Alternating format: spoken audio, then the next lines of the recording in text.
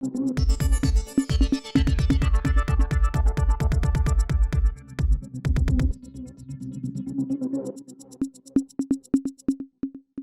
இது news focus Tamil. இன்றைக்கு நம்முடன் அரசியல் பேச மூத்த பத்திரிகையாளர் திரு பிரியன் அவர்கள் இணைந்திருக்கார். சார் வணக்கம்.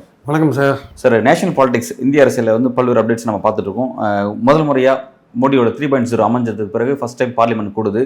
மூன்றாவது முறையாக மோடி வந்து பிஎம் ஆயிருக்கிறார், பதவி ஏற்றுவார்னு பார்க்குறோம். ஒவ்வொருத்தராக எல்லாருமே பதவி ஏற்கிறாங்க. ரொம்ப முக்கியமான விஷயம், சபாநாயகர் விஷயம் ஒரு பெரிய பிரச்சனை போயிட்டு இருக்கு. இடைக்கால சபாநாயகரில் ஒரு விதிமீறல் நடந்திருக்கு.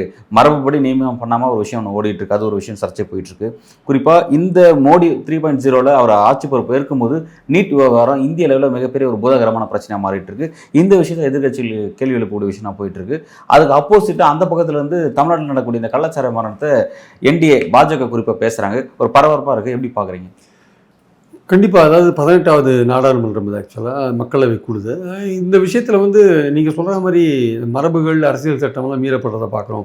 தற்காலிக சபாநாயகர் நியமிக்கிறத வந்து பாஜகவை சேர்ந்த ஒருத்தர் நியமிச்சிருக்காங்க. அவர் 7 தடவை உறுப்பினராக தேர்ந்தெடுக்கப்பட்டிருக்கார். காங்கிரஸில் அதை விட சீனியர் ஒருத்தர் இருக்காராம், 8 முறை கொடிவேலி சுரேஷ். அவர் 8 தடவை தேர்ந்தெடுக்கப்பட்டிருக்கார். அதுக்கு என்ன சமாதானம் சொல்கிறாங்கன்னா, அவர் வந்து நடுவில் 2 தடவை தோத்துட்டார் எலெக்ஷனில் அப்படின்னு சமாதானம் சொல்கிறாங்க. ஆனால் அவர் சீனியர் 8 தடவை வின் பண்ணியிருக்கார். ஸோ இவங்களுக்கு இஷ்டம் இல்லை இவரை நியமிக்கிறதுக்கு. ஆக்சுவலாக காங்கிரஸ் சீனியரை நியமிக்கிறதுக்கு அவங்களுக்கு இஷ்டம் இல்லை. அதுதான் அடிப்படையான விஷயம்.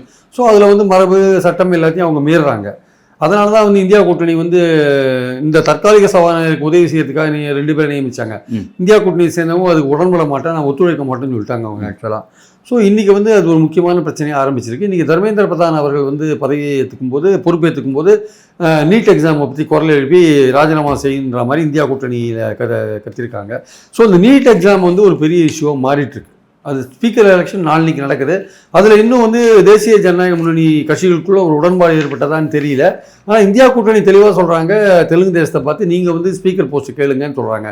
நீங்கள் ஸ்பீக்கர் போஸ்ட்டாக இருந்தால் நாங்களாம் ஆதரிக்கிறோம், போட்டி இல்லாமல் நீங்கள் தேர்ந்தெடுக்கப்படலாம்னு சொல்கிறாங்க. ஆனால் பாஜகவுக்கு ஸ்பீக்கர் போஸ்ட்டை விட இஷ்டம் இல்லை.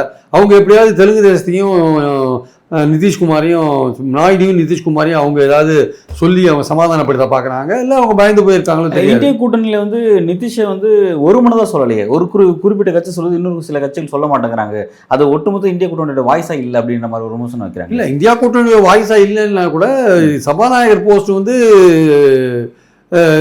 பாஜக இருக்கக்கூடாது அப்படின்ற மாதிரியான விஷயம் இதெல்லாம் ரிக்வஸ்ட் பண்ணுறாங்க நாயுடுகிட்ட. நீங்கள் கேளுங்க, நீங்கள் சபாநாயகர் வாங்க, போட்டி இல்லாமல். அப்படி பாஜக வந்தால் நாங்கள் போட்டி போடுவோன்ற மாதிரி சொல்கிறாங்க. இல்லை, எங்களுக்கு துணை சபாநாயகர் கொடுங்க, இந்தியா கூட்டணியை சேர்ந்தவங்களுக்கு துணை சபாநாயகர் கொடுங்க, ஏதாவது ஒரு சமாதானம் பண்ணணும். அவங்க என்ன பண்ணுறாங்க, பாஜகவுக்கு முதல்ல ஸ்பீக்கர் போஸ்ட்டை காம்ப்ரமைஸ் பண்ணணும் யாருன்ட்டு. அது வந்து நிதிஷ்குமாரையும் நாயுடுவையும் காம்ப்ரமைஸ் பண்ணணும். அவங்க நாயுடுக்கு என்ன பண்ணுறாங்க, புரந்தரேஸ்வரியை கொண்டெல்லாம் பார்க்குறாங்க. புரந்தரேஸ்வரி அவங்க சொந்தக்காராக போயிட்டாங்க, மச்சினிச்சியாக போயிட்டாங்க. அவங்க பாஜகலையும் இருக்காங்க. அதனால் 2 பேருக்கு நடுநிலையாக இருக்கிற மாதிரியான ஒரு விஷயத்தை கொண்டு பார்க்குறாங்க. எனக்கு தெரிஞ்சு அது கூட அவங்க பாஜக பண்ணுவாங்களான்னு தெரியல. ஏன்னா பாஜக அந்த அளவு ஒரு இதில் இருக்காங்க, கெத்தில் இருக்காங்க, நாங்கள் தான் எங்கால் தான் அப்படின்னு. அந்த மாதிரி ஒரு சமாதானமான ஒரு கேண்டிடேட் கூட அவங்க என்ன நினைக்கிறாங்க, இனிமேல் இவங்க ஒன்றும் பண்ண முடியாது, நாயுடுவோ நிதிஷோ நம்மளை ஒன்றும் பண்ண முடியாது, நம்ம ஸ்ட்ராங்காக உட்காந்துட்டோம், நம்ம நினச்சா ஆட்சி எப்படின்னா யாரை வேணா கவுத்தி எப்படி வேணா நம்ம வந்து மெஜாரிட்டி நிரூபிச்சிக்கலான்ற அந்த எண்ணம் அவங்களுக்கு கொஞ்சம் கொஞ்சமாக வர ஆரம்பிக்குது ஆக்சுவலாக. ஸோ அது வந்து இவங்களுக்கும் வேற வழி இல்லை. நாயுடுக்கும் நிதிஷ்குமாரும் பாஜக பிடியில் இவங்க தான் மாட்டிட்டு இருக்காங்க போட்டுருக்கு ஆக்சுவலாக. ஸோ ஏன்னா இவங்களுக்கு வந்து வெளியில் வந்தால் நம்பர்ஸ் இல்லை. இந்தியா கூட்டணியில் யார் வருவாங்க, 272 வருமா வராதே தெரியல. ஸோ அனாரியா தெருவில் நிற்கிறதோட இந்தியா கூட்டணி இது பாஜக கூட்டணியில் இருக்கிறது பெட்டர்னு அவங்க நினைக்கிறாங்க ஆக்சுவலாக. அதனால அவங்க பாஜக சொல்றதெல்லாம் கேட்க வேண்டிய கட்டாயத்தில் அவங்க இருக்காங்க. ஆனால் வந்து அந்த பயணம், அதாவது ஓகே நம்ம ஆட்சியை தக்க வச்சுக்கணும் அப்படின்னா என்டிஏவோட தான் ட்ராவல் பண்ணி ஆகணும் அப்படின்ற ஒரு இடத்துக்கு நிதிஷ் தள்ளப்படும் போது நாளைக்கு அவங்க கட்சிக்கு ஒரு பாதகம் வரும்போது, ஏன்னா மோடி மெஜாரிட்டிக்காக தன் கட்சி உடைக்கிறாரு அப்படின்னும் போது அந்த இடத்துக்கு கட்சி இழப்பாரா அல்லது ஆட்சி இழப்பாரா அப்படிங்கிற 2 விஷயம் ஒன்று இருக்குல்ல. அது எதை நாயுடு செலக்ட் பண்ணுவார்? இல்லை, நாயுடுக்கு வந்து ரொம்ப, அதாவது பொசிஷன் வந்து ரொம்ப என்ன சொல்கிறதுன்னா ஒரு தலைக்கு மேலே கத்தி தொங்கிட்டே இருக்கு. அதாவது வந்து ஒன்றும் உன் கட்சி உடையும், அதுக்கு எல்லாத்தையும் நீ வந்து உடன்பட்டு போகணும். நீ பாஜக சொல்கிற எல்லாத்துக்கும் உடன்பட்டு போகணும், இல்லை உன் கட்சி உடையும். நாங்கள் ஸ்பீக்கர் போஸ்ட் எங்கிட்ட தான் இருக்கோம், உங்கள் கட்சியில் 4 பேர் உள்ளதா அவங்க எந்த இதுக்கும் அவனை நீக்க கூட மாட்டார் சபாநாயகர், அவரை வச்சுருப்பார், அதுதான் எங்கால நாங்கள் போடுறோம். அது இவரால் என்ன பண்ண முடியும்? இவருக்கு வந்து மத்திய அரசோட தயவு தேவை, ஃபண்ட்ஸ் தேவை, ஆட்சி பிரச்சனை இல்லாமல் போகணும். இல்லாட்டி திமுக ஆட்சிக்கு எப்படி குறைச்சல் கொடுக்குறாங்களோ அந்த மாதிரி குறைச்சல் கொடுத்துட்டு இருப்பாங்க. அது எதுக்கு நமக்கு அவங்க நம்ம எப்படி பிஜு பட்நாயக் இருந்தாலும் அந்த மாதிரி இருந்துட்டு போகலான்ட்டு நாடு நினைக்கலாம் ஒரு வேளை. நிதிஷ்குமாருக்கு என்ன, அவர் பாஜகவோட கூட்டணியிலே இருக்காரு, அவர் முதல்வர் பதவி காலியாகிடும், அதுலேருந்து ஆளுங்களை இழுப்பாங்க. ஸோ இந்த மாதிரி ரெண்டு பேருமே வந்து, அதாவது முதல்ல இருந்த அட்மாஸ்பியர் வேற, இவங்க ரெண்டு பேர் தான் பாஜக அப்படியே மோடியே கண்ட்ரோலில் வச்சுப்பாங்கன்னு பார்த்தா மோடி இவங்க கண்ட்ரோலில் வச்சுக்கிற மாதிரி நிலைமை மாறுது ஆக்சுவலாக. ஏன்னா இவங்களுக்கு வந்து துணிச்சல் இல்லை, இந்தியா கூட்டணிக்கு நம்பர்ஸ் வருமா வரலையா, அந்த நம்பர்ஸ் இந்தியா கூட்டணிக்கு வருது அப்படின்ற பட்சத்தில் தான் இவங்க வெளில இறங்குவாங்களே தவிர, அது பின்னாடி ஏதாவது ரகசியமான விஷயங்கள் நடந்தாலே உண்டா தவிர, அந்த மாதிரி நடந்தால் பாஜக உடனடியாக இந்த கட்சியை பிளந்துருவாங்க. ஏன்னா அவங்க இதை விட இன்டெலிஜென்ஸ் நிறைய வச்சிருக்காங்க. இந்தியா கூட்டணியில் இருக்கிற இன்டெலிஜென்ஸோட பாஜகவோட கவர்மெண்ட்ல இருக்கிற இன்டெலிஜென்ஸ் ஜாஸ்தி, அவன் பார்ட்டி ஆளுங்களும் ஜாஸ்தி. அந்த கவர்மெண்ட்ல இருக்கிற இன்டெலிஜென்ஸே பார்ட்டி ஆள் மாதிரி தான் ஒர்க் பண்ணிட்டு இருக்கான். பிஜேபி ஆள் மாதிரி தான் கவர்மெண்ட்ல இருக்கிற இன்டெலிஜென்ஸே ஒர்க் பண்ணிட்டு இருக்கு. அது பேரெல்லாம் சொல்லக்கூடாது, அப்படியே ஒர்க் பண்ணிட்டு இருக்காங்க அவங்க. ஆக்சுவலா அவங்க வந்து பிஜேபிக்கு ஒர்க் பண்ற மாதிரி தான் ஒர்க் பண்ணிட்டு இருக்காங்க. அவன் வந்து இந்தியன் கவர்மெண்ட்டுக்கு ஒர்க் பண்ற மாதிரி தெரியல, பிஜேபிக்காக தான் இந்தியன் இன்டெலிஜென்ஸே ஒர்க் பண்ணிட்டு இருக்கு. அது அவங்க டக்குனு இவங்களை உடச்சி கிடைச்செல்லாம் வெளில கொண்டு வந்துருவாங்க. இடி சிபிஐலாம் யாருக்கு சார் ஒர்க் பண்ணிட்டு இருக்கு, எல்லாம் தெரிஞ்ச விஷயம் தானே. அதனால வந்து இந்த ஸ்பீக்கர் எலெக்ஷன்ஸ்ல வந்து பாஜக தன்னுடைய போக்கில் என்ன நினைக்கிறதோ அதுதான் செய்யும். அது ஆக்சுவலா துணை சபாநாயகரையும் இது கொடுக்காது. ஒருவேளை துணை சபாநாயகரை வந்து நாயுடு மாதிரி ஆளுங்களுக்கு கொடுத்து கூட ஏதாவது சமாதானம் பண்ண ட்ரை பண்ணலாம், நிதிஷ்குமார் ஆளுங்களுக்கு கொடுத்து சமாதானம் பண்ண ட்ரை பண்ணலாம். ஸோ அதுல வந்து ஒரு போட்டி இருக்கு. அந்த போட்டியில வந்து நீங்க ஓட்டு போது வச்சுக்கோங்க, அதுல பாஜக தான் வெற்றி பெறுவான். ஏன்னா 292 பேர் இருக்காங்க, இவன் 233 பேர் தான் இருக்கான். நடுநிலையா இருக்கிறவன் பாதி பேர் அங்க போவான், இங்க போவான், அதெல்லாம் போவான். அதனால அது எப்படின்னு போகுதுன்னு சொல்ல முடியாது. பாஜக தான் வெற்றி பெறுவான்.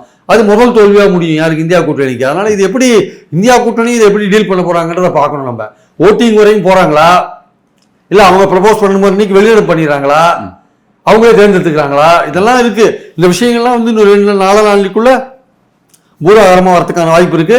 இதுல நிதிஷ் அண்ட் நாயுடுவோட ரோல் பெருசா இருக்கும். பாஜகவை வந்து அவங்க ஒரு சங்கடத்துல வைப்பாங்க அப்படின்னு எனக்கு தோணலை. ஏன்னா அவங்களே சங்கடத்துல போற மாதிரி இருக்காங்க, அவங்களுக்கே சங்கடம் வரா மாதிரி இருக்கு. சில அரசியல் விமர்சகர்கள், பத்திரிகையாளர்கள் இந்த கருத்தை முன் வைக்கிறாங்க. சிலர் வந்து என்ன சொல்றாங்கன்னா, நாயுடு வந்து குறைச்சி மதிப்பிட முடியாது, அவர் வந்து வாஜ்பாய் காலத்திலே வந்து வாஜ்பாய்க்கே வந்து அவர் ஆதரவு கொடுத்த, என்டிஏலே அவர் ஆதரவு கொடுத்த நபர். அப்படிப்பட்ட நபர் வந்து பல அரசியல் அவருடைய ட்ராக் ரெக்கார்டை சொல்லி சொல்றாங்க. அப்படி இருக்கும்போது அவருடைய விஷயத்தை வந்து குறைச்சி மதிப்பிட முடியாது, அவர் என்னன்னாலும் செய்வார். இப்போ பார்க்குறது அப்படி தெரியும், இன்னும் 6 மாசத்துல மோடிக்கு ஒரு பெரிய நெருக்கடி கொடுப்பார் அப்படின்னு சொல்றாங்களே, அதோட பாசிபிலிட்டிஸ் எப்படி? இமீடியட்டா பண்ண மாட்டாருன்றேன். அவர் இமீடியட்டா இந்த ஒரு 6 மாசமாவது பண்ண மாட்டாங்க, பேசாம இருப்பாங்க. ஆனா அந்த 6 மாசத்துக்குள்ள நீயா நான் போட்டி நடக்கும். நீ என் கட்சியை உடைக்கிறியா, இல்ல நான் உங்ககிட்ட இருந்து வெளில வர மாதிரியான சூழ்நிலை இந்தியா கூட்டணியோட கலந்து ஒன்ன கவுக்கிறதுக்கு ஏற்பாடு நான் பண்றேனா அப்படின்றது, அது சைலண்ட் அண்டர் கரண்ட்ல அது நடக்கும். ஓகே, அது வந்து நடக்காதே இருக்காது. நாயுடு கட்சி உடையுதுன்னா இவனை எப்போ உடைக்கிறதுன்னு அவங்க பார்த்துட்டு இருப்பாங்க. பிஜேபி நிதிஷ் எப்போ உடைக்கிறதுன்னு அவங்க பார்த்துட்டு இருப்பாங்க. இந்தியா கூட்டணியில யாரு வீக்கா இருக்கான் அவனை இழுக்கிறதுன்னு அவங்க பார்த்துட்டு இருப்பாங்க. எல்லாமே நடக்கும். அதெல்லாம் பாஜக எல்லாத்தையும் பண்ணுவாங்க, எவ்ரிதிங் தே வில் டு. அதுல காட்சி, ஆனா அதுல நீயா நானா போட்டியில நாயுடுவா அல்லது மோடியா, இல்லை நிதிஷ்குமாரா மோடியா அப்படின்னா நிதிஷ்குமார் நாயுடு ரெண்டு பேருமே தங்கள் பதவியை காப்பாற்றிக்கிறதுக்கு இல்லை அரசியல் ரீதியான தந்திரங்கள் செய்யறதுல பேர் போன ஆளுங்க. சமய சந்தர்ப்பத்துக்கு ஏற்றபடி டக்குன்னு அடிப்பானுங்க எல்லாம், அதுக்கெல்லாம் உண்டுதான். ஆனால் மோடி கிட்ட எப்படி அவங்களுடைய பாச்சா பலிக்குமா பலிக்காதான்றது பொறுத்து தான் பார்க்கணும். பட் இமீடியட்டா வந்து அந்த சவாலை பண்ணுவாங்களா தெரியாது, இந்த விஷயத்தை கையில் எடுப்பாங்களா தெரியாது. ஒரு 6 மாசம் ஆகும். இந்திய அளவிலான மாணவர்களுடைய கல்வி எதிர்காலத்தை பாதிக்கிற மாதிரி ஒரு பெரிய ஒரு தேர்வுகள் முறைகேடு நடந்திருக்கு. அந்த விஷயத்தை கேள்வி கொடுப்படுத்தும் போது வந்து பாஜக அது வந்து திசை திருப்புவதற்காக மாநில ரீதியான பிரச்சனையை, குறிப்பாக இந்திய கூட்டணியில் ஒரு ஸ்டேட், தமிழ்நாடு ஸ்டேட்டை எடுத்து கலாச்சார விஷயத்தை எடுத்து கையாளுறாங்க. இது வந்து அவங்களுக்கு பேக் ஃபயராக ஆகுன்றதை தெரியாமல் தான் பயன்படுத்துகிறாங்களா? இப்போ வந்து கடந்த காலத்தில் இதே மாதிரி தான் அவங்களோட ஸ்டேட்ஸ் இந்த மாதிரியான பிரச்சனை நடந்திருக்கும், அதெல்லாம் இப்போ கோட் பண்ணுறாங்க. குறிப்பாக வந்து இப்போ அண்மையில் வந்து பீகார் உள்ளிட்ட மாநிலங்களில் உள்கட்டமைப்பு பெரிய அளவில் குளறுபடிக்குள்ளாகுது, சீர்குலைஞ்ச போது அதெல்லாம் கேள்வி உட்படுத்துறாங்க. இது போன்ற விஷயம் அவங்களை நோக்கி கேள்வி கேட்கும்போது அப்போ பாஜக என்ன மாதிரி ரியாக்ஷன்ஸ் பண்ணுவாங்கன்னு பார்க்குறீங்க? இல்லை, முதல்ல ஒரு தேசிய இஷ்யூவை வந்து எதிர்கட்சிகள் கையில் எடுக்கும்போது ஒரு மாநிலத்தில் நடக்கிற விஷயங்களை கையில் எடுத்து ஒரு தேசிய கட்சி வைக்கிறதுன்றது அதுக்கே அவங்களுக்கு பிரச்சனை எதுவும் இல்லை, ஒரு அரசியல் ரீதியாக அதை பண்ணுறாங்கன்னு நமக்கு தெரிஞ்சு போச்சு. ஆக்சுவலாக இது மாநிலங்களில் ஒவ்வொரு மாநிலங்களில் ஒவ்வொரு பிரச்சனை நடக்கும். நீட்டுன்றது ஒரு தேசிய இஷ்யூ. ஆக்சுவலாக தேசம் முழுக்க இருக்கிற ஸ்டூடெண்ட்ஸ் சம்மந்தப்பட்டது, இளைஞர்கள் சம்மந்தப்பட்டது. இது ஒரு இதுவும் வந்து கலாச்சார விஷயமும் தேசமும் சம்மந்தப்பட்டது தான். ஆனால் ஒரு மாநிலத்தில் நடந்த ஒரு விஷயம் இது. ஆக்சுவலாக இது வந்து தேசம் முழுக்க எங்கே நடந்துன்னு சொல்ல முடியாது. ஜார்க்கண்டில் நடந்திருக்கு, குஜராத்தில் நடந்திருக்கு, யூபியில் கூட நடந்திருக்கலாம், பீகாரில் நடந்திருக்கு, எல்லாம் நடந்திருக்கு. குஜராத்தில் எவ்வளோ சம்பவங்கள் நடக்குது. மாநிலங்கள்னு சொல்லும்போது மோரின்னு ஒரு பிரிட்ஜு வந்து விழுந்துதாங்க. ஆக்சுவலாக 141 பேர் இறந்து போனாங்க. சிபிஐ குறியை வச்சுங்க. நீங்கள் அந்த பார்லிமெண்ட்டில் காந்தி சிலைக்கு முன்னாடி யாராவது போராடினாங்களா? சரி, அதை விடுங்க. ராஜ்கோட்டில் சமீபத்தில் வந்து கேம்ஸ் வில்லேஜ் எரிஞ்சு போச்சு, அதுக்கு முனிசிபாலிட்டி பர்மிஷனே கொடுக்கல, 40 பேர் எரிஞ்சே செத்து போனால் என்ன நடவடிக்கை எடுத்தீங்க? சிபிஐ இன்கொயரி வச்சிங்களா? ஒன்றும் வைக்கவே இல்லையே. இது இப்போ நீங்கள் சொல்கிற மாதிரி பீகாரில் நிறைய பாலங்கள் இடிஞ்சு விழுந்துட்டே இருக்குது, அதெல்லாம் சிபிஐ இன்கொயரி வைக்கிறீங்களா? என்ன கட்டுமானம்? இப்போ அட்டல் சேதுன்னு ஒரு பாலம் கட்டினீங்க கடலுக்கு மேலே, அதில் விரிசல் விட்டுருக்கு, அதில் எவ்வளோ தூரம் அது கட்டுமானம் சரியாக இருக்குன்னு யாருக்கு தெரியும் அது? ஸோ இந்த மாதிரி பல விஷயங்கள் ஸ்டேட் சம்மந்தப்பட்ட விஷயங்கள். நீங்கள் உங்களுக்கு வந்து இஷ்யூஸ் இல்லாதனால இந்த திமுக கவர்மெண்ட்டை கவுண்டர் பண்ணுறதுக்கு நீங்கள் நீட் விஷயத்தில் என்ன நடவடிக்கை எடுத்தீங்களோ அதுதான் வந்து கலாச்சார விஷயத்தில் இவங்க எடுத்திருக்காங்க. சிபிசிஐடி என்கொயரி போடுறாங்க, நீங்கள் எஸ்ஐடி என்கொயரி தானே போட்டீங்க. நீங்கள் வந்து மோர்வி பிரிட்ஜ் இது பண்ணுறதுக்கு எஸ்ஐடி என்கொயரி தான் சார் போட்டீங்க. உங்கள் குஜராத் போலீஸ் என்கொயரி தானே போட்டீங்க. அங்கே நிர்வாகமே பிரச்சனை, சிபிஐ என்கொயரி ஏன் கேட்கல நீங்கள்? அதே மாதிரி இது ராஜ்கோட்டுக்கு ஏன் சிபிஐ என்கொயரி கேட்கல, ஏன் போடல? ஸோ அது மாதிரி நம்ம கேட்கணும் இல்லை. அதனால் வந்து நீங்கள் இது அவங்க பாஜக கேட்குறதுல எந்த விதமான ஒரு அர்த்தமும் கிடையாது. ஏதோ நீட் விஷயத்தை இந்தியா கூட்டணி கொண்டுறதுன்னு அதை கவுண்டர் பண்ணுறதுக்காக அதை கொண்டு இருக்காங்க, அவ்வளோதான். அதுதான் விஷயம், வேற ஒன்றும் கிடையாது. நீட்டில் வந்து கேள்வித்தாள் அவுட் ஆகுது. நீட் மட்டும் இல்லை, நீட் யூஜிசி நெட்டில் பிரச்சனை வந்திருக்கு. அப்புறம் நீட் நடக்கல. யூஜிசி நெட்டில் வந்து 9 லட்சம் பேர் எழுதியிருக்காங்க சார், தேர்வே ரத்து பண்ணிட்டான். அதில் வந்து நீட்டில் வந்து 24 லட்சம் பேர் எழுதியிருக்கான். அப்போ அது இந்த மட்டும் 9 லட்சம் பேர் ரத்து பண்ணுறீங்களே, அதையே ரத்து பண்ண மாட்டேங்கிறீங்க நீட்டை? அதில் 24 லட்சம் பேர் எழுதியிருக்கான். அதில் வந்து எத்தனை இடத்துல கோல்மால் நடந்திருக்கு? ஜார்க்கண்ட், குஜராத். கருணை மதிப்பெண் வழங்கப்பட்ட ஒரு 1500க்கும் மேற்பட்ட இடங்கள் அங்கே மட்டும் மறு எக்ஸாம் நடந்திருக்கு. அதுலேயும் 50% மார்க்ஸ் தான் எக்ஸாம்ஸ் எழுதிருக்காங்க. பாதி பேர் எக்ஸாம் எழுதுறீங்க, அவங்களுக்கே பயம் வந்துருச்சு. ஏன்னா காப்பி அடிச்சு நமக்கு போன வருஷத்துக்கு கிடைச்ச மார்க்கே கிடைக்காது, அதனால இருக்கிறத கருணை மார்க்கை கழிச்சிட்டு போன்ற மாதிரி விட்டுட்டான் போல இருக்கு அவனுங்க. இதில் வந்து கொஸ்டின் பேப்பர் லீக் ஆகுது, அப்புறம் ஆள்மாறாட்டம் பண்ணி எக்ஸாம் எழுதுறது, அப்புறம் விடைத்தாள மாத்துறது, 3 விதமான இது நடந்திருக்குங்க. கருணை மதிப்பெண்றதுல குளறுபடி. கருணை மதிப்பெண்றத நேரம் அதிகமாக கொடுத்து கருணை மதிப்பெண்றதுல குளறுபடி. இப்போ இவங்க என்ன பண்ணியிருக்கானுங்க, நீட்டுக்கு ஒரு கமிட்டியை போட்டு இதை எக்ஸாமின் பண்ண சொல்லியிருக்காங்க. அவரை வந்து இந்த சட்டம்லாம் புதுசாக ஆர்டினன்ஸ் கொண்டு வந்திருக்காங்க, 10 வருஷ தண்டனை அது இதெல்லாம் கொண்டு வந்திருக்காங்க, சிபிஐ என்கொயரி எல்லாம் கொண்டு வந்திருக்காங்க. இதெல்லாம் வந்து பண்ணியிருக்காங்க. என்டியோட தலைவர் வந்து அவர் தலைவரை வெளில அமைச்சிருக்காங்க, வேற ஒருத்தரை கொண்டு வந்திருக்காங்க.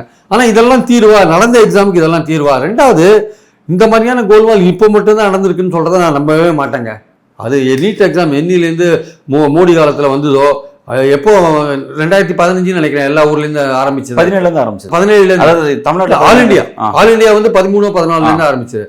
14 மோடி கவர்மெண்ட் இருக்கிறதுனால, மோடி கவர்மெண்ட் வந்ததுலேருந்து நீட் எக்ஸாம் பற்றின முழு விசாரணை தேவை.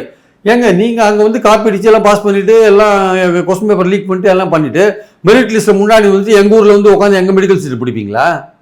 எங்கள் ஊரில் இருக்கிற கவர்மெண்ட் காலேஜில் வந்து உட்காந்துப்பீங்களா? நீங்கள் இருக்குல்ல, நம்ம கட்டின கவர்மெண்ட் காலேஜில் ஆல் இண்டியா லிஸ்ட்டில் நீங்கள் வந்துட்டீங்கன்னா எங்கள் ஊரில் வந்து உட்காந்துப்பீங்கல்ல.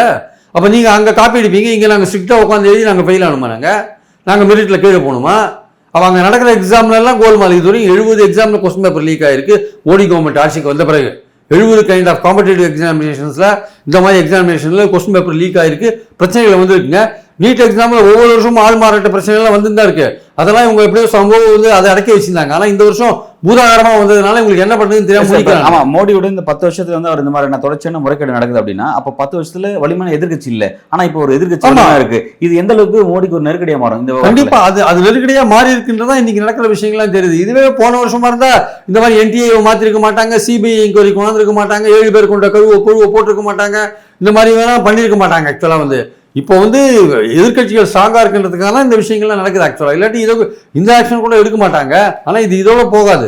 சுப்ரீம் கோர்ட் வந்து இந்த தேர்வையை ரத்து பண்ண மாட்டேங்கிறாங்க. அவங்க இன்னும் ரொம்ப யோசிக்கிறாங்க. என்ன கேட்டால் இந்த விஷயம் வெளியில் வந்த இடங்கள் தவிர எல்லா இடங்களையும் நடந்திருக்கும் தான் நான் நினைக்கிறேன். நார்த் இந்தியாவில் எல்லா இடங்களையும் நடந்திருக்காது இருக்காது, நடந்திருக்கிறதுனால இது இந்த தேர்வையை ரத்து பண்ணணும். இது வந்து ஒரு பெரிய இஷ்யூ. இது வந்து வந்துடும். இது இந்த செஷனில் கண்டிப்பாக இது முக்கியமான இஷ்யூவாக வரும்.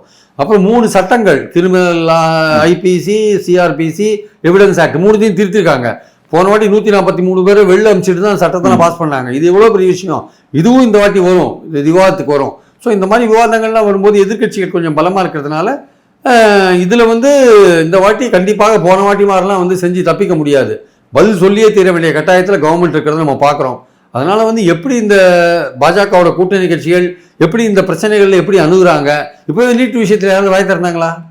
பாஜக கூட்டணி கட்சிகள் நீட் விஷயத்துல வாய் திறக்கிறாங்களா? ஓகே சார், இப்போ நீங்க இந்த பக்கத்துல வந்து பாஜக மீது ஒரு குற்றச்சாட்டு முன் வைக்கிறீங்க, நீட் விவகாரத்துல ஒரு பெரிய இல்ல நெருக்கடி கூட்டணி கட்சியில வாய் திறக்கிறாங்களா? வாய் திறக்கலையே. திறக்கல. ஓகே, ஆனா இப்ப இந்த நேரத்துல அவங்க இன்னொரு விஷயத்தை பயன்படுத்துறாங்க. இப்ப தமிழ்நாட்டில் நடந்த கள்ளச்சார மரணம் இது மிகப்பெரிய ஒரு இஷ்யூன்னு சொல்லிட்டு அங்க பாஜக தொடர்ச்ச கேள்வி கேட்கறாங்க. இது குறித்து ஏன் இந்திய கூட்டணி ரொம்ப அமைதியா இருக்கீங்க, பேச மாட்டேங்க, இது ஒரு நேஷனல் பிரச்சனை எழுப்புறாங்க. இது எப்படி பார்க்கலாம் சார்? நீட் எக்ஸாம்ன்றது தேசிய பிரச்சனை சார். தேசிய பிரச்சனை இந்தியா கூட்டணி எழுப்புறதுல ஒரு நியாயம் இருக்கு சார். இது வந்து ஒரு மாநிலம் சம்பந்தப்பட்ட பிரச்சனை. இந்த 100 பேர் இங்கே 50 பேர் சாகிறதோ 100 பேர் சாகிறது இது வருஷம் எல்லா மாநிலத்திலையும் எல்லா ஊர்லையும் இந்த மாதிரி கள்ளச்சாராயத்தில் செத்து தான் இருக்காங்க. அதே குஜராத்லையும் 2019-22 செத்து சாகதான் செஞ்சுருக்காங்க.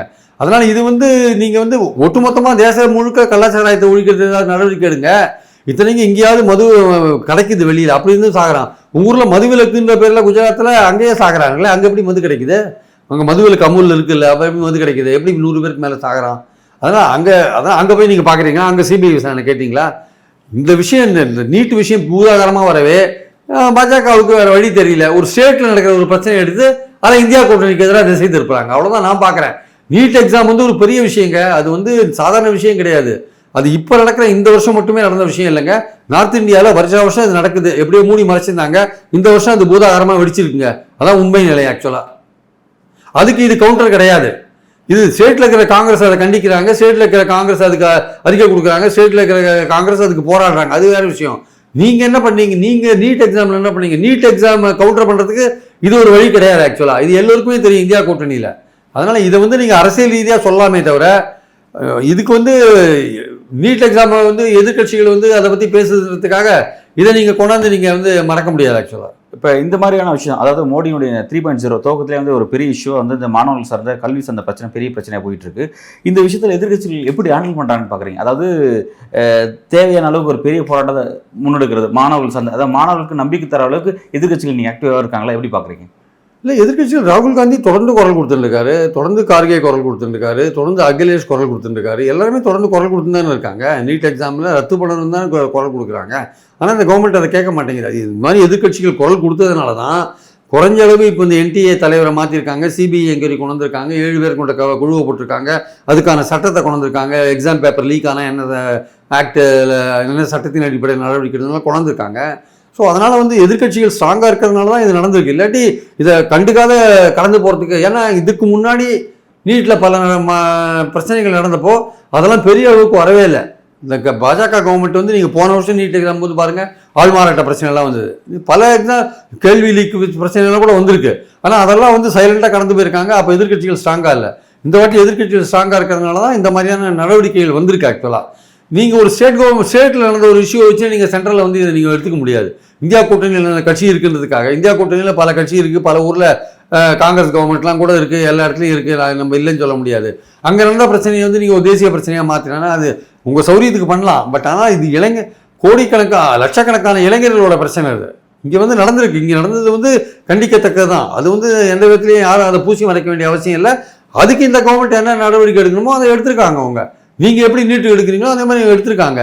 நீங்கள் இது போடலன்னு சொல்கிறீங்க, அதே மாதிரி நீட்டுக்கு எடுத்த நடவடிக்கை போடலன்னு அவங்க சொல்கிறாங்க. ரெண்டுத்துக்கும் வெவ்வேறு டைமென்ஷன் இருக்குது. ஆக்சுவலாக ஒரே விதமாக டீல் பண்ண முடியாது. இது வந்து சமூக பொருளாதார வேறு பல விழிப்புணர்வு விஷயங்கள் சம்மந்தப்பட்ட விஷயங்கள், இந்த கள்ளச்சாராய விஷயங்கள். இது வந்து கவர்மெண்ட்டோட மிஷினரியே ஊழலாக இருக்குது. கவர்மெண்ட்டோட மிஷின் இதுவும் ஒரு வகையில் ஊழல் தான். எப்படி கேள்வி திட்டத்தால் லீக் ஆகுது?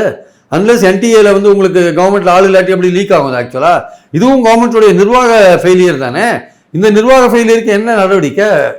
Right sir. இப்போ வந்து மோடியுடைய அந்த 2.0 இந்த எண்டில் வந்து அவரோட 10 வருஷம் எப்படி இருந்துச்சு அப்படின்னு சொல்லி ஒரு அனலைஸ் பண்ணுறாங்க. அப்படி பண்ணும்போது பார்த்தீங்கன்னா யங்ஸ்டர்ஸ்க்கு வேலை இல்லாத திண்டாட்டம் பெரிய பிரச்சனையாக இருக்குது. அது வந்து இந்த எலெக்ஷன் ரிசல்ட்டில் மோடிக்கு வந்து அந்த பெரும்பான்மை 270 இழக்கிறதுக்கு ஒரு முக்கியமான ரோல், அதுவும் ஒரு காரணமாக சொல்லப்பட்டுச்சு. பாஜக ரொம்ப ஸ்ட்ராங்காக இருக்கக்கூடிய அந்த பசு பெல்ட்லேயே வந்து அந்த விஷயங்கள் வந்து யங்ஸ்டர்ஸ்க்கான வேலைவாய்ப்பு பாஜக பெரிய கோட்டை விட்டுருச்சுன்னு சொல்லப்பட்டுச்சு. இப்போ 3.0 அமைச்சிருக்காங்க. இப்போ இந்த நேரத்தில் இதே மாதிரியான விஷயம், ஒன்று வேலைவாய்ப்பு இல்லாத விஷயம், இன்னொன்று வேலைவாய்ப்பை நோக்கி போகக்கூடிய அந்த பட்டப்படிப்பு, மருத்துவம் சார்ந்த பட்டப்படிப்பு, மற்ற செட் எக்ஸாம், நெட் எக்ஸாம், இது போன்ற விஷயத்தில் இந்த மாதிரியான தொடர்ச்சியான முறைகேடுகள் அப்படின்னும் போது இந்த மாதிரி என்டையர் டோட்டல் விஷயத்துலையும் இந்த முறையும் மோடியை வந்து சைலண்டாக அதை கடந்து போயிட முடியுமா? பேசாமலே இதை வைத்து பதில் கொடுக்காம கடந்து போக முடியுமா? இந்த வாட்டிலாம் கடந்தே போக முடியாது. அவர் கடந்து போனார்னா வரப்போகிற மகாராஷ்டிரா, ஹரியானா, ஜார்க்கண்ட் எலெக்ஷன்ஸு, காஷ்மீர் எலெக்ஷன்ஸ்லாம் ரொம்ப மோசமாக தோப்பார். அதில் ஒன்றும் எந்த விதமான சந்தேகமும் கிடையாது. கடந்து போகிறதுக்கான வாய்ப்பே இல்லை. இன்ஃபேக்ட் வந்து இந்த நீட் தேர்வை வந்து இந்த முறைகேடுகள் மட்டுமே இல்லை, நீட் தேர்வே ஒழிக்கணுன்றது தான் பாயிண்டிங்க. நீட் தேர்வே ஒழிக்கணும். நீட் தேர்வு அந்த முறைகேடுகள் ஒரு பக்கம், நீட் தேர்வே ஒழிக்கணும். ஆனால் அதை ஒழிக்காம இருக்கிறதுக்கு காரணம் வந்து வட மாநிலங்களில் பார்த்தீங்கன்னா இந்த மாதிரியான சென்டர்ஸ், எக்ஸாம் சென்டர்ஸ் வந்து அது ஒரு பெரிய எம்என்சி கம்பெனி மாதிரி, சின்ன சின்ன ஸ்மால் லெவலில் பெரிய எம்என்சி கம்பெனி மாதிரி எல்லா ஹரியானா, உத்தரப்பிரதேஷ், பீகார், மத்திய பிரதேஷ் உள்ளிட்ட பல ஸ்டேட்ஸில், ராஜஸ்தான் உள்ளிட்ட ஸ்டேட்ஸில் இது மட்டுமே ஒரு தொழிலாக மாறுது. அப்படி இருக்காங்க அவங்களோட நலன் காக்க மோடி பேச மாட்டேங்கிறான்னு ஒரு விஷயத்தை முன்வைக்கிறாங்களே. அது ஆமாங்க. அதான் அந்த கோச்சிங் சென்டர்ஸ்லாம் ஒரு தொழில் மாதிரி யாருன்னு நீங்கள் சொல்கிறீங்க. ஆக்சுவலாக வந்து அது ஒரு பக்கம் இருக்குது, நான் இல்லைன்னு சொல்ல வரல. ஆனால் அந்த எக்ஸாம்ஸ் எல்லாமே வந்து காம்ப்ரமைஸ் பண்ணிக்கிறாங்க. எல்லாமே கேள்வித்தாள் லீக் ஆகுது, ஆள் மாறாட்டம் மட்டும் இல்லை, பதில் ஆன்சர் ஷீட்லாம் மாற்றி வைக்கிறாங்க. இது மாதிரி பல கோல்மால் அங்கே நடந்துட்டு இருக்கு. அதனால இது வந்து நார்த் இந்தியாவில் மட்டும் தான் நடக்குது. சவுத் இந்தியாவில் இருக்கிற பசங்களுக்கு மட்டும் பெண் பசங்களுக்கு தாலியை முதற்கொண்டு எல்லாம் கட்டுறீங்களே, நீங்கள் எல்லாம் பண்ணுறீங்களே, தோடை கட்டுறீங்க, மோதிரத்தை கட்டுறீங்க, தலையை உரிச்சுன்னு போய் எக்ஸாம் எழுத சொல்கிறீங்க, அவங்களோட அண்டர்வேர் எல்லாமே செக் பண்ணுறீங்களே, நீங்கள் உள்ளாடைகள் எல்லாத்தையுமே செக் பண்ணுறீங்களே. அப்போ அங்கே தான் செக்கிங்லாம் கிடையாதா? ஏன் அங்கெல்லாம் வந்து லீக் ஆகுது? ஏன் வந்து அங்கே ஆள் மாறாட்டம் நடக்குது?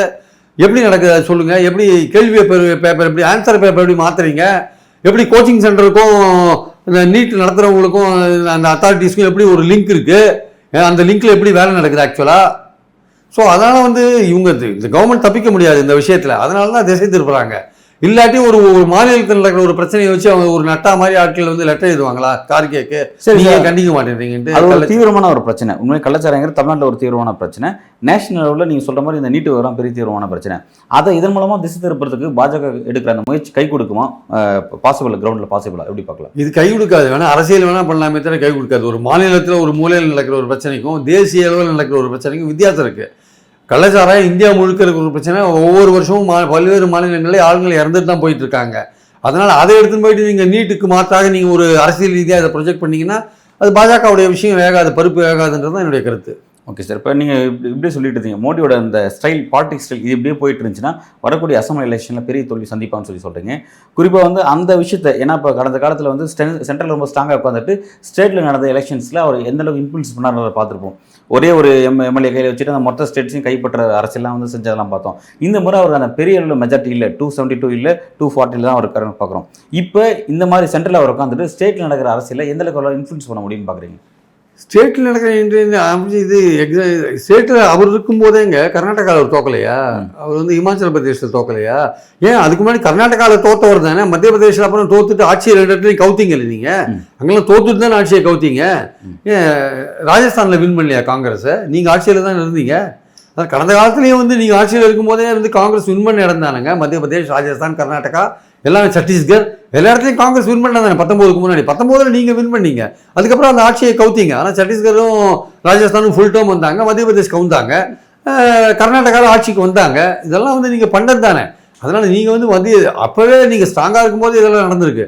ஆனால் இனிமேல் நீங்கள் வந்து உட்காந்து நீங்கள் மாநில அரசியல்லாம் ஒன்றும் பண்ண முடியாது. மாநில அரசியல்லாம் வந்து ஸ்டேட் இஷ்யூஸ். இப்போது மகாராஷ்டிராவில் வந்து மராத்தா இஷ்யூ ஓடிட்டுருக்கு, இடஒதுக்கீடு இஷ்யூ. மராத்தாக்கும் அங்கே இருக்கிற மற்ற பேக்வேர்டுக்கும் ஒரு பிரச்சனை ஓடிட்டுருக்கு. அதை அந்த கவர்மெண்ட் முடிக்கலாம். அங்கே என்சிபிக்கும் சிவசேனாக்கும் பெரிய சண்டை ஓடிட்டுருக்கு, உங்கள் கூட்டணி கட்சிகள். அதனால் எப்படி அது போய் எங்கே முடியும்னு சொல்ல முடியாது எலெக்ஷன்ஸ் போது. இந்த வாட்டி மகாராஷ்டிராவில் பிஜேபி ஆட்சிக்கே வரதுக்கான வாய்ப்பே கிடையாது. அதான் அடிப்படையான விஷயம். ஸோ ஹரியானாலையும் நீங்கள் ரொம்ப வீக்காக இருக்கீங்க. ஹரியானாலையும் வந்து காங்கிரஸ் ஸ்ட்ராங் ஆகிட்டு வருது. ஹரியானாலையும் இந்த வாட்டி நீங்கள் ஆட்சி எடுக்கிறதுக்கான வாய்ப்பு இருக்குது. உங்களுக்கு வேறு ஜார்க்கண்டில் வேணால் நீங்கள் ட்ரை பண்ணி பார்க்கலாம். அங்கேயும் காங்கிரஸ் கூட்டணி ஆட்சி இருக்குது. அதனால் வந்து இந்த வாட்டி வந்து மாநில எலெக்ஷன் உங்களுக்கு பெரிய சோதனை. நீங்கள் மாநில எலெக்ஷனில் மகாராஷ்டிரா, ஹரியானாவில் பாஜகவுடைய தோல்வி வந்து கிட்டத்தட்ட இப்போ இருக்கிற நிலைமையை கண்டினியூ ஆச்சுன்னா தோல்வி உறுதியாகிடும் என்பது என்னுடைய கருத்து. சார், குறிப்பாக வந்து மகாராஷ்டிரா அரசியல் ரொம்ப முக்கியத்துவமான அரசியல், வரக்கூடிய அசம்பிளியில் அது ரொம்ப முக்கியமானது. ஏன்னா இந்தியாவோட பொருளாதார தலைநகர் மும்பை அங்கே தான் இருக்குது. அப்படின் போது அங்கே இருக்கிற பாலிடிக்ஸ் வந்து டெல்லியில் ஒரு பெரிய இன்ஃப்ளூன்ஸ் பண்ணும். ஏன்னா ஃபினான்ஷியல் ரீதியான பாலிடிக்ஸ் ரொம்ப வலுவாக இருக்காங்க. அங்கே இந்திய கூட்டணி ஆட்சியை கைப்பற்றுறதுங்கிறது மோடிக்கு ஒரு பெரிய நெருக்கடியாக, அவருடைய அடுத்த டெல்லியில் அவர் அரசியல் செய்து ஒரு பெரிய நெருக்கடியாக மாறும்னு சொல்கிறாங்களா? அது எப்படி பார்க்குறீங்க? ஆமாங்க, மகாராஷ்டிரா வந்து இந்தியாவோட முக்கியமான மாநிலம், ஃபைனான்சியல் கேபிட்டலாக இருக்குது. அங்கே தான் ஸ்டாக் மார்க்கெட் எல்லாமே இருக்குது. ஸோ அங்கே இருக்கிற இந்தியாவுடைய பொருளாதார சூழலில் முக்கியமாக சில விஷயங்கள் தீர்மானிக்கிற இடமா மும்பை இருக்கிறதுனால அங்கே வந்து இந்தியா கூட்டணி ஆட்சியை பிடிச்சதுன்னா மோடிக்கு அது ஒரு பெரிய பின்னடைவாக இருக்கும். ஆக்சுவலாக ஒரு முக்கியமான இடத்துல வந்து ஆட்சியில் இல்லைன்றது. அதனால் ஏற்கனவே வந்து சிவசேனா, காங்கிரஸ் அண்டு சரத்பவார் ஆண்டு இந்த இடம் தானே.